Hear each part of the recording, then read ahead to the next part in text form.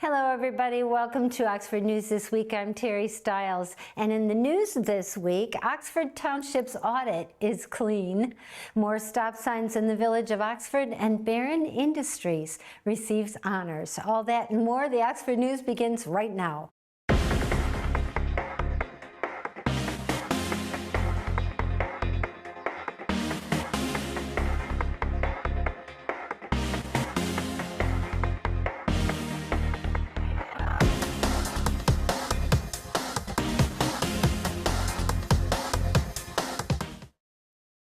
The Village of Oxford is sharing some heartbreaking news about the 1976 Centennial Time Capsule.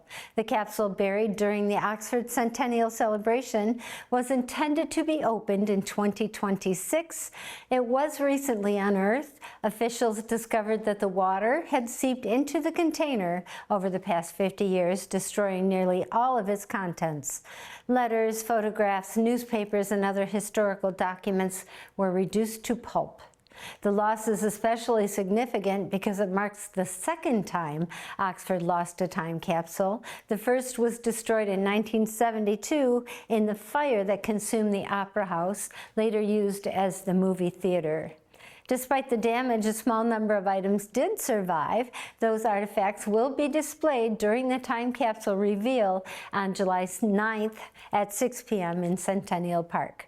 The event will also feature Oxford's new 2026-2126 time capsule. Unlike its predecessor, the new capsule will be preserved indoors to help ensure the future generations can safely access its contents 100 years from now. Community members are invited to attend the July 9th event held before music at the Music in the Park to remember the past, celebrate what's survived, and look ahead to Oxford's future. Oxford Village Council approved nearly $20,000 in survey designs and engineering work aimed at addressing chronic flooding on Pontiac Street. A nearly $13,000 contract was approved for topographical surveys near Oxford Elementary School and at the intersections of Pontiac and Denison Streets. Officials say both locations experience flooding during heavy rain events, with water occasionally reaching nearby private property and residential basements. Survey work will help engineers develop long-term drainage solutions. Drivers in Oxford can expect new stop signs on Pleasant Street. Village Council approved signs at Pleasant and Davison for northbound traffic and at Pleasant and Dayton for southbound traffic. Police Chief Mike Sowald says residents have raised concerns about speeding drivers failing to yield to pedestrians at the nearby Pollyant Trail crossing. Officials hope the new signs will slow traffic and improve safety in the neighborhood. I hope so too. Oxford Township is once again received the highest possible audit rating, and the board was presented an unmodified option for the township's 2025 fiscal year, meaning that there are no financial concerns or exceptions noted. The report showed taxable property values increased nearly 9%, boosting revenue. The township also completed more than $3 million in capital and infrastructure improvements while reducing debt by nearly $1 million. Congratulations. The Oxford Township Board meeting will start earlier beginning next month.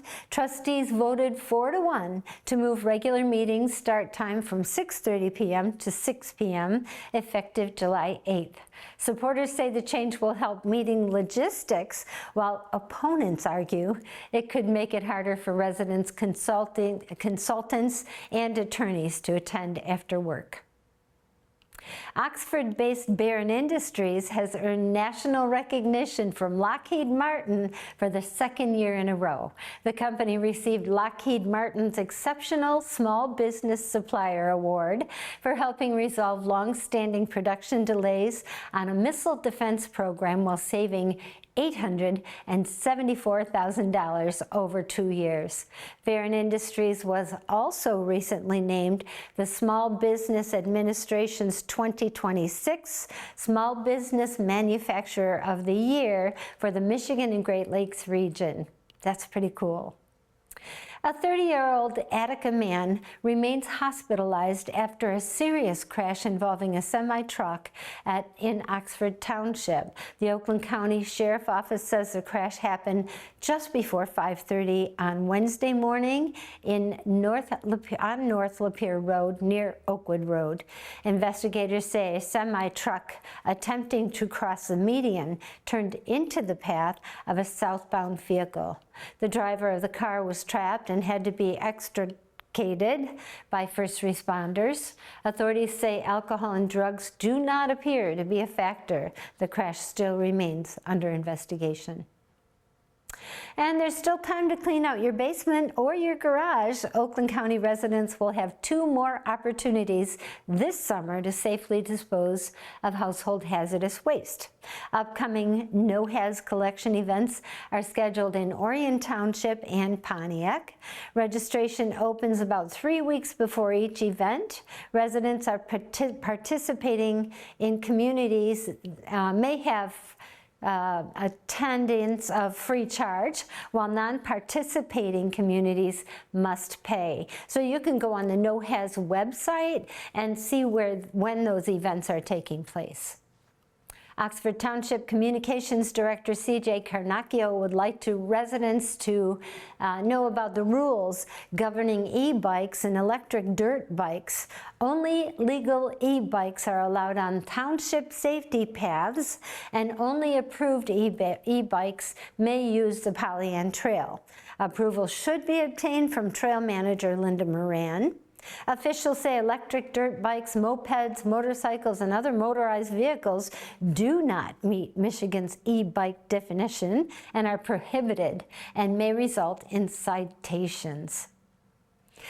And beyond our borders, but related somehow, a Macomb Township man is facing federal gun charges after investigators allegedly found a rifle with an obliterated serial number and marks that were linked to the Oxford High School shooter. 20-year-old El Sorelli Maycock appeared in federal court last week and remains in custody. According to federal investigators, the rifle contained a phrase associated with Ethan Crumbley, who carried out the 2021 Oxford High School shootings. Authorities say the investigation began after reports of threatening comments allegedly made online. The case remains ongoing. So don't go away, because Dave Kenny is here with Auto Talk and Science in the News, and I've got, Jim has some sports, and I want to also read the last story. I also want to give you a little peek behind the lens.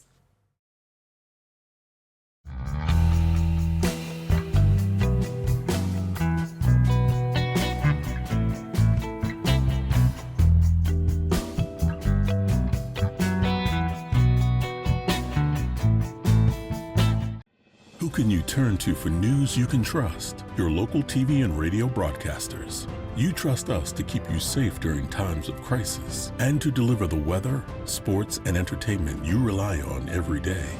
We bring you the facts you need to make decisions that matter. And as misinformation floods social media, you can trust your local stations to deliver the truth. Text TV to 52886 and tell Congress you rely on your local stations for trusted news.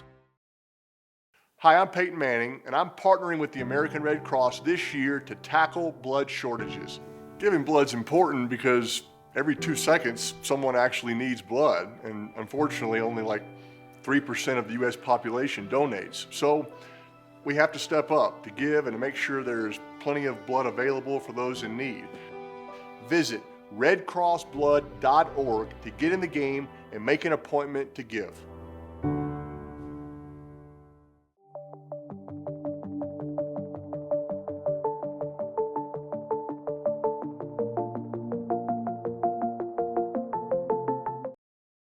Welcome to this edition of Auto Talk. I'm Dave Kenny, and this story is taken from Automotive News.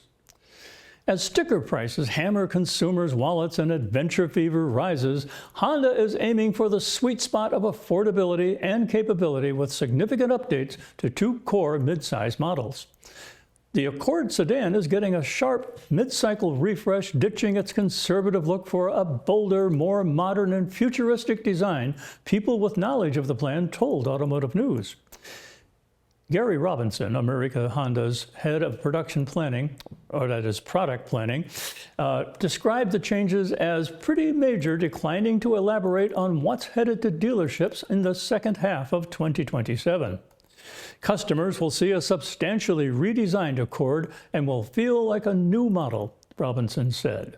Honda is also amping up the ruggedness of the Passport in late 2026, less than 2 years into the crossover's fourth generation. The automaker is increasing the ride height of the off-road-oriented Trail Sport by about an inch as part of a broader evolution of the vehicle's capabilities. They are giving the Passport more testosterone, said one person familiar with the design. It's a little more masculine.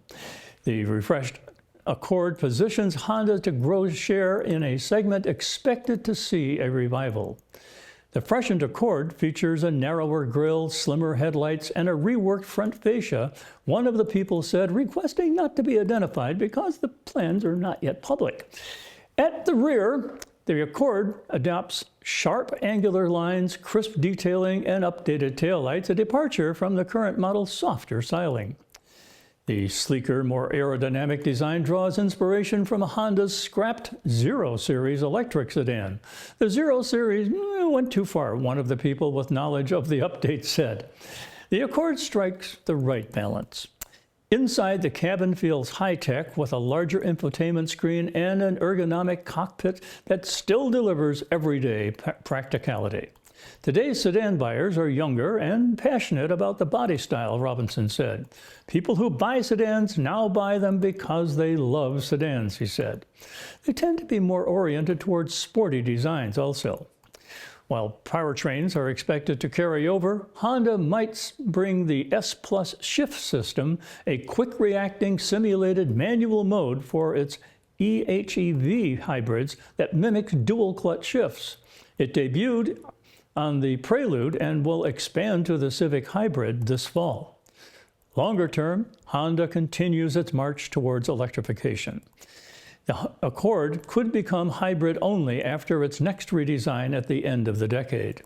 A recent supplier memo suggests gasoline version will be extended through the early 2030s. The investment in Accord also is strategic. Honda is bracing for fresh competition as the Detroit 3 consider returning to sedans after largely ceding that part of the market to Asian automakers over the past decade. General Motors is preparing a Buick sedan on the next generation Cadillac CT5 platform, and Ford is looking at sedans as a way to offer more affordable models. With the Passport, Honda is making incremental improvements focused on ruggedness. Last year's redesign delivered better underfloor protection, larger all-terrain tires, and reduced front and rear overhangs for improved approach and departure angles. The upcoming update builds on that foundation with the larger or extra height suspension changes, improving off-road performance. The two-row Passport isn't just receiving under-the-hood changes. A source said subtle tweaks to the fascia, grille, and rims give the crossover an aggressive stance. Honda hopes the updates will help it challenge Toyota's off-road focused TRD trims more effectively. And we'll see. Well, that's it for this edition of Auto Talk. I'm Dave Kenny. Stay tuned to Oxford Community Television. In today's digital world, it's hard to know who to trust. Your local TV and radio stations bring you the facts. Misinformation and deep fakes flood social media, but broadcasters deliver verified and accurate news. For news, emergency updates, sports, and entertainment, turn to your local stations. Text TV to 52886 and urge Congress to support the vital local journalism broadcasters provide.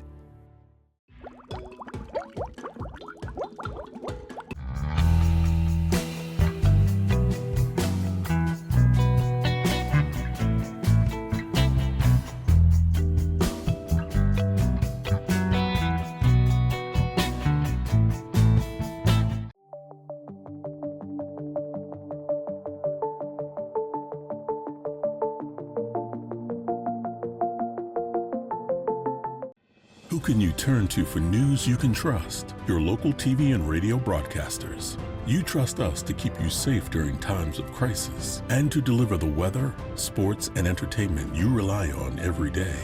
We bring you the facts you need to make decisions that matter. And as misinformation floods social media, you can trust your local stations to deliver the truth. Text TV to 52886 and tell Congress you rely on your local stations for trusted news.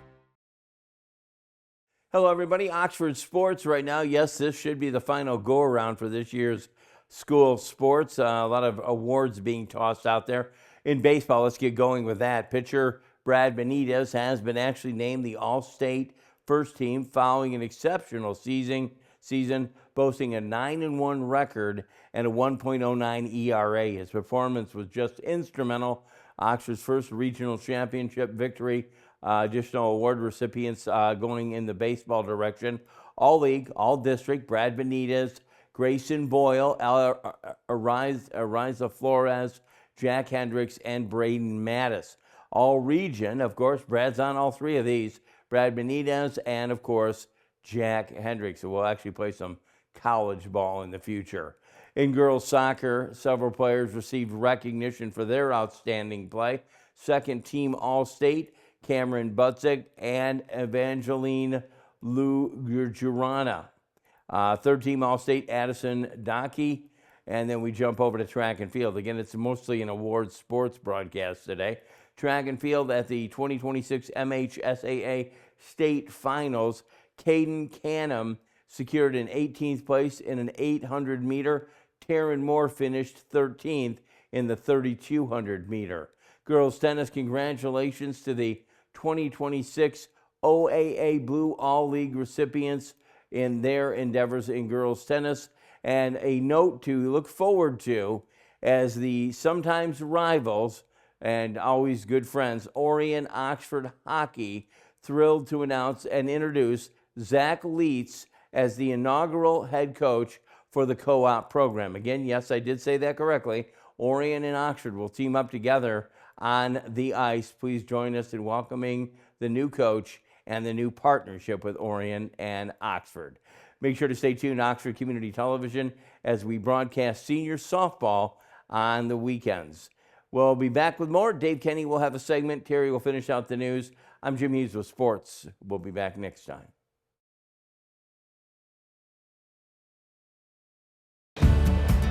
You know the national parks, but you may not know that they're supported by a strong foundation. A foundation for the future. We are the National Park Foundation. And together with your support, we are building a bold future where national parks are vibrant, protected, and welcoming. Today, tomorrow, forever. Learn more at nationalparks.org/foundation.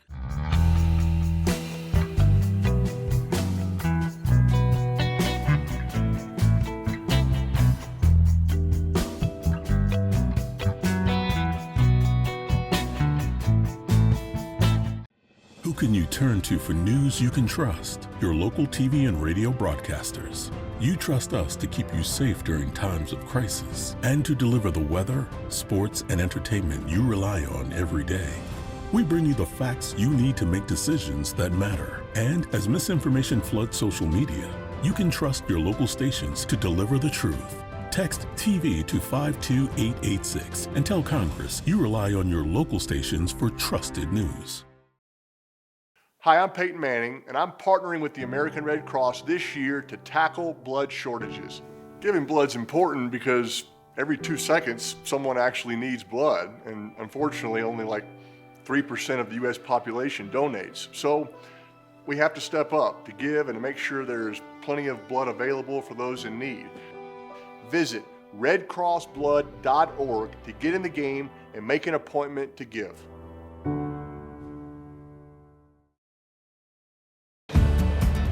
You know the national parks, but you may not know that they're supported by a strong foundation. A foundation for the future. We are the National Park Foundation.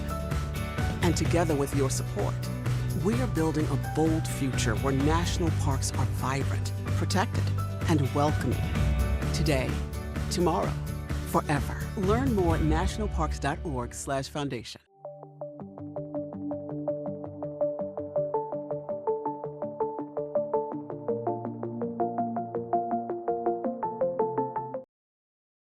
Welcome to Science in the News. I'm Dave Kenny, and this story is taken from New Scientist. The African continent may have begun tearing itself apart in a new location. Gases emerging from an arc of hot springs in Zambia appear to be coming from deep below the Earth's crust in a sign that a new tectonic plate boundary could be opening up. There are many rift valleys around the world where continents have been pulling apart for tens of millions of years, including the East Africa Rift Valley, which runs from the Red Sea to Mozambique. Over millions of years, rifting can lead to a tectonic plate splitting in two, but it's unusual to find a site where this process may be just beginning, says Ruta Carletti at the University of Oxford. The Kafu Rift in Zambia is part of a 2,500-kilometer-long rift zone stretching from Tanzania to Namibia and possibly out into the Atlantic Ocean. Geologists think the area may be showing signs of being in the early stages of forming a new boundary between continental plates because of the geography, low-gravity anomalies, and high subsurface temperatures and low-level seismicity. But until now, there has been no geochemical evidence. Carletti and her colleagues have now analyzed gas samples collected from 5 hot springs and 3 geothermal wells in central Zambia. The team found that helium and carbon isotope ratios in the gases are the same as those that exist deep beneath the Earth's crust, suggesting that fluids from the mantle up to 190 kilometers below the springs are making their way to the surface. This implies a tear in the region's tectonic plates. What our data confirms is that this system is currently awake and geologically active, says Carletti. Having an active rift developing doesn't necessarily mean that in 100 million years you're going to have an ocean there, but it's a possibility. The earliest stages of continental rifting release gases that have accumulated in the rocks for millions of years. Among these is helium, a critical resource for high-tech industry and medicine. In the Kafu Rift, this process has created concentrations of helium of up to 2.3% in the fluids reaching the surface, high enough that the region is already attracting interest from industry. It's hard to find these tectonic conditions that are just right to concentrate and release helium in a way that it can be captured, says Carletti. Patrice Ray at the University of Sydney in Australia says despite the absence of active volcanoes and significant seismicity, he agrees there are many signs in the region that the landscape is tectonically active. The new geochemical evidence, that is, from the hot springs reveals that the Kafu Rift is an early-stage continental rift where mantle fluids rich in primordial helium-3 are rising through the faults, he said. It is reasonable to think that the Kafu Rift may evolve into a plate boundary sometime in the future. Well, not this time. Well, that's it for this edition of Science in the News. I'm Dave Kenny.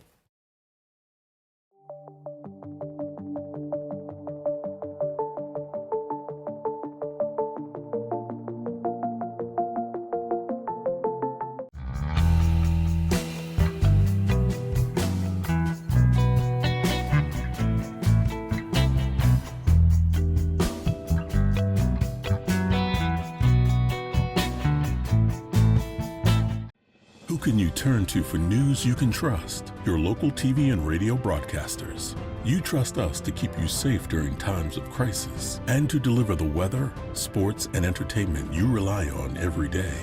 We bring you the facts you need to make decisions that matter. And as misinformation floods social media, you can trust your local stations to deliver the truth. Text TV to 52886 and tell Congress you rely on your local stations for trusted news. You know the national parks, but you may not know that they're supported by a strong foundation. a foundation for the future. We are the National Park Foundation. And together with your support, we are building a bold future where national parks are vibrant, protected, and welcoming. Today, tomorrow, forever. Learn more at nationalparks.org/foundation.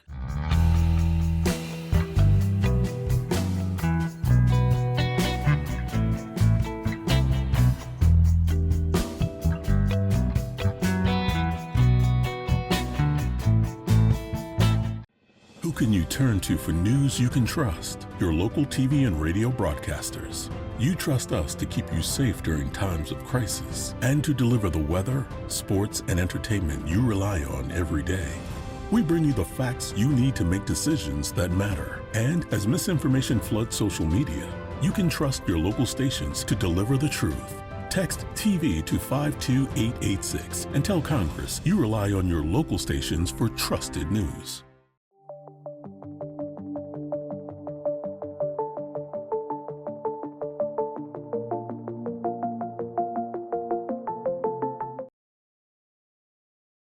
And before we get to our fun behind the lens, for those in need of food, the Forgotten Harvest Group helps contact and connect our neighbors with free groceries and food assistance through our area. If getting to a pantry is difficult because of transportation or barrier issues, you may qualify for home delivery. To apply for home delivery, you can go to www.forgottenharvest.org/delivery, or you can call 248-967-1500. And in our Behind the Lens segment, it's really fun. One of the most inspiring stories of this year is happening in the streets. Norway has advanced to the World Cup knockout stage for the first time in decades, sparking emotional celebrations across the country. After a dramatic 3-2 victory over Senegal, fans poured into the streets of Oslo before sunrise, with some even gathering outside the royal palace to celebrate with fellow supporters. The team's success has been fueled by stars like Erling Haaland and Martin, I think is Odegaard, but many say that the real story is the unity between players and fans. Following the victories, the team has joined supporters in the now famous Viking Row celebration, creating scenes that have gone viral around the world. For a country that hadn't appeared on the soccer stage in years, the World Cup has become about more than wins and losses. It's become a source of national pride and togetherness. And I hope you can get on Facebook and see some of those people rowing that Viking row. It's really cute. And so, no more chat between Jim and I today. Jim is popped in to do the sports only. He had some other business to attend to. So I will read his parting shot. OCTV can be viewed on Spectrum, Charter Channel 191 and Channel 99 on AT&T UVerse. Check us out on YouTube, Facebook, Rumble, Amazon Fire Stick, and Roku. If you have a show idea or you would like to volunteer at OCTV, give our office a call at 248-628-9658.